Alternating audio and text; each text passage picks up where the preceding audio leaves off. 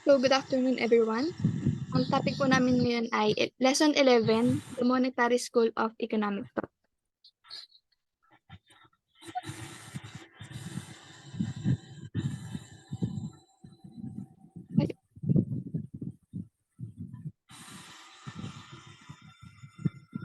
So, ang di-discuss ko po ngayon is the meaning monetary economics. So, monetary economics is a branch of economics that focuses on the study of money, currency, banking system, and monetary policy. It examines the role of money in the economy, its functions, and its effects on various economic variables. So, the word monetary, so it focuses on money. So, ano nga ba ibig sabihin ng money? So, ang money is a medium of exchange or is the set of assets in an economy that people regularly use to buy goods and services from other people. So, ano nga ba ang role ng money sa atin? Meron akong napanood na video ng isang author ng Diary ng Pulube, kung alam niyo yun. Sabi niya, ang role ng money is makes us easy and better or makes our lives easy and better. So kapag ang tao or ang isang individual medyo nahihirapan sa pera, hindi niya nagagamit hindi niya nagagamit ng maayos kung paano niya gamitin yung pera. So, para mas maintindihan natin, isa-isayin natin yung ibig sabihin ng money, currency, banking system, and monetary policy.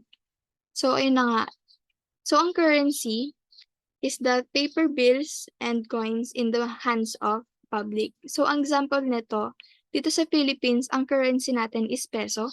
So, sa Japan is yen. And sa Korea is won. And sa US naman is US dollars.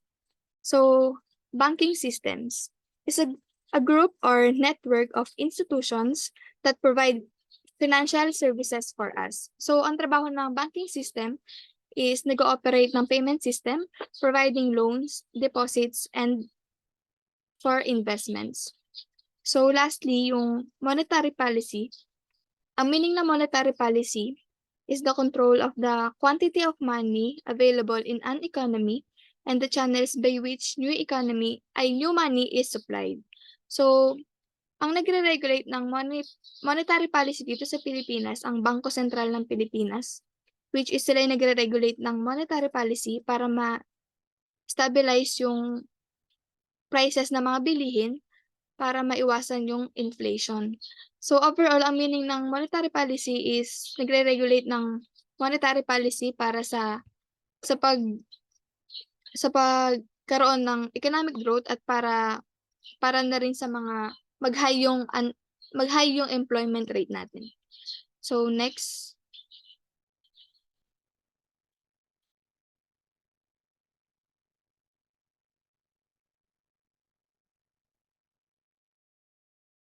So, Monetary School of Economic Thought. Monetary School of Economic Thought is one of the mainstream macroeconomic thoughts. It believes that money supply is the primary determinant of economic growth. So, ang ideyang ito ay naayon sa monetary policy. Giniit nito na ang mga pagbabago sa money supply ay isang major factor sa pagtukoy ng expansion at contraction ng economy. Pinaniniwalaan ng monetarism na ang pagbabago sa money supply ay may agarang epekto sa pinagsama-samang demand ng ekonomiya na nakakaapekto sa mga price, output, economic growth, at economic growth. Ang pangunahing idea, habang ang isa ay mas mabagal o hindi sapat na rate na mataas, sa pagtaas ng money supply ay maaaring magresulta ng deflation o makahadlang sa economic activity. Ang isa ay mas mabilis o hindi sapat na rate ay maaaring magdulot ng inflationary pressure. Sinusuportahan ng mga monetarista ang paglilimita sa rate ng pagtaas sa money supply bilang isang paraan upang mabawasan ang panganib ng inflation at makamit ang matatag na paglago ng ekonomiya. Ang epektibong pagkontrol naman sa money supply ay nagiging mahalaga sa patakaran sa pananalapi upang maisulong ang isang maayos at matatag na kapaligiran sa ekonomiya. So, kilalanan natin ang monetary school founder na si Milton Friedman. Si Milton Friedman ay isang American economist, statistician at Nobel laureate na kilala bilang ang pinaka-impluwensyang tagapagtaguyod ng free market, capitalism at monetarism noong 20th century. Si Milton Friedman ay isang significant figure sa economics, particular na kilala sa kanyang contribution na monetary theory. Inilatag niya ang batayan sa monetarism para nagbibigay diin sa kahalagahan ng pagkontrol ng money supply upang pahalagaan ang mga pagbabago sa ekonomiya.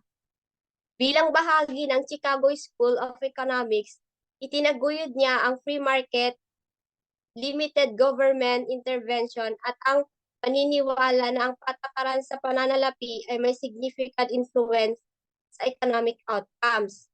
At ang kanyang mga idea ay patuloy na nakaka-impluwensya sa economic thought at policy making. Isa sa kanyang mga aklat na naipublish ay ang Capitalism at Freedom, at ang aklat na ito ay naipublish noong 1962 na tumatalakay sa role of economic capitalism and liberal society. Sa aklat na ito, he argue about economic freedom na mahalaga para sa political freedom to flourish.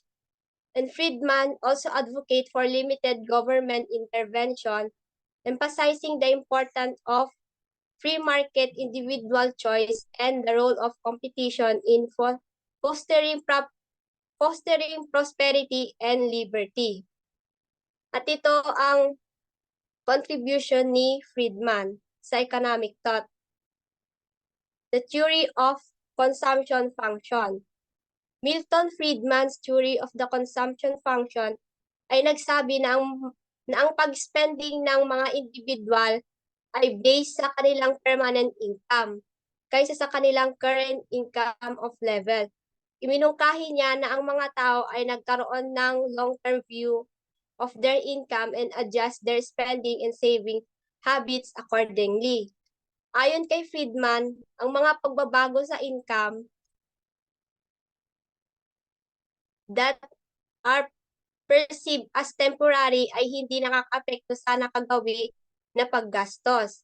Instead, ang mga individual ay may possibility na i-smooth out or yung proper balance between spending and saving money sa kanilang consumption sa paglipas ng panahon by either saving during periods of high income or borrowing during low income period to a more consistent standard of living based on their expected long-term income.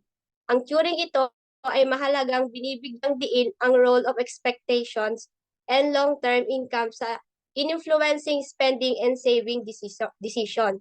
At ang pangalawa, prediction of stagflation.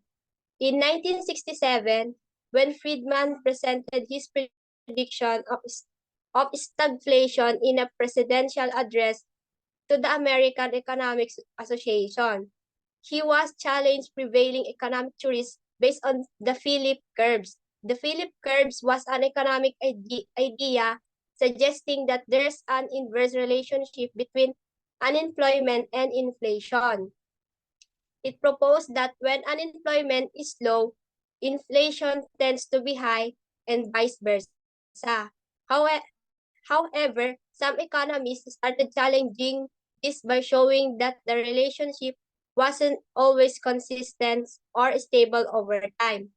They questioned the assumption that you could always have low unemployment with low inflation or vice versa, which had been a key idea in Keynesian economics.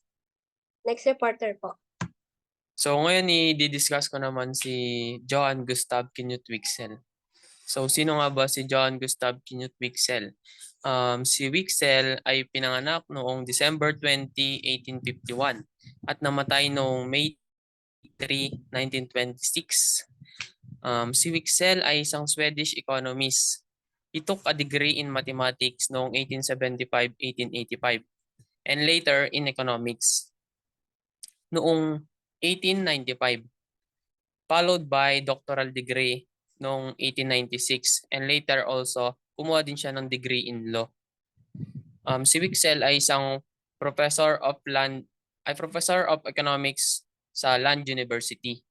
Na mag-retired siya, lumipat siya sa Stockholm pero pinagpatuloy niya pa rin yung pagsusulat sa economic issues until his death.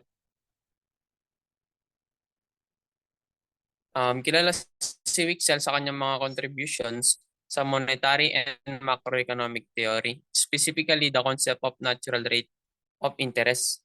Sa kanyang pinaka-influential work ay ang kanyang book na Interest and Prices na na-publish ito noong 1898 na kung saan inintroduce niya ang the concept of natural rate of interest. Next.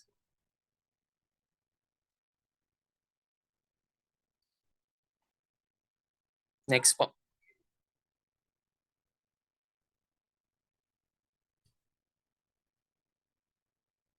Ayun. Next naman is an evaluations of Wixell's contributions to economic thought.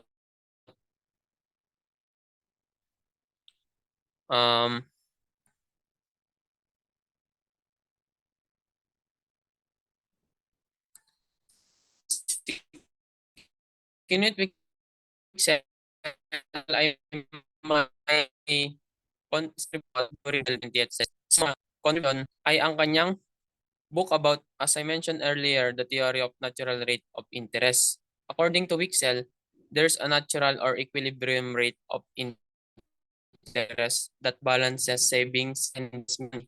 Ayon kay Wixell, ang interest ay dapat na tumutugma sa pagitan ng rate of return sa investment at long-term rate of increase in productivity. Kapag daw ang actual rate of interest ay nag-deviate mula sa natural rate, it will lead to imbalances the economy at magdudulot ito ng inflation o deflation na sanhin ng pagkakaroon ng problema sa ekonomiya o malawakang pagbagsak ng ekonomiya. Another significant contribution ni Wixell is yung cumulative process or the Wixell effect. Ayun, yung Wixell was his analysis of the relationship between interest rates and the general price level known as the cumulative process or the Wixell effect. He argued that change in the general price level can be caused by disparities between the market rate of interest and the natural rate. Ayon sa kanya, kapag daw ang trend of increased productivity ay napakabilis kumpara sa pagtaas ng population, nagiging sanito ng mataas na rate ng economic growth. Ipinapakita niya na ang ekonomiya ay maaaring maapektuhan ng circular flow of income and growth na humahantong sa clawback mechanisms upang balansin ang ekonomiya. Ang mga theories ni Wixell ay nagkaroon ng mahalagang impact sa economic thought, particularly his theories on interest rates and the price level have had a lasting impact on macroeconomics and monetary policy. His ideas continue to be studied and debated by economists today, and his insights have informed our understanding of the relationship between interest rates, inflation, and economic stability. Si Wixell ay kinukonsidered as one of the pioneers of the Austrian School of Economics, and he is regarded as one of the most important economists of the late 19th and early 20th centuries. So yun lang po.